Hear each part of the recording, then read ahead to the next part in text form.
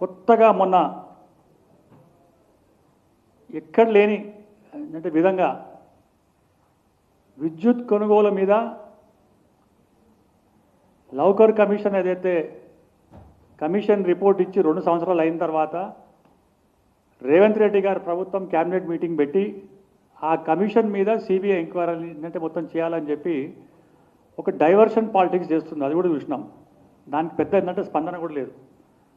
అలాగే రేవంత్ రెడ్డి గారు ఆయన వల్ల ఆయనే ప్రచారం చేయడం వల్ల కేరళలో యూడిఎఫ్ గెలిచిందని చెప్పి మీడియాలో వచ్చిన దానికి రాహుల్ గాంధీ గారు ఎట్లయితే రాహుల్ గాంధీ గారు అంటే మొత్తం పక్కన పెట్టి ఆయన వల్లనే మరి కేరళంలో అధికారం వచ్చిందని చెప్పి అఖండమైన విజయం సాధించిందని చెప్పి ఒక నెరేటివ్ తీసుకుపోతుంటే కాంగ్రెస్ పెద్దలు గుర్రుమంటే మొన్న పోయి మొత్తం సంజాయించి 1000 కోట్లు తెలంగాణ నుంచి తీసుకెళ్ళి కేరళలో ఖర్చు పెట్టి ఇవాళ మైనారిటీస్ అందరూ కేరళలో యూడిఎఫ్ ప్రభుత్వానికి అంటే మొత్తం పార్టీకు అధికారం ఇచ్చింది.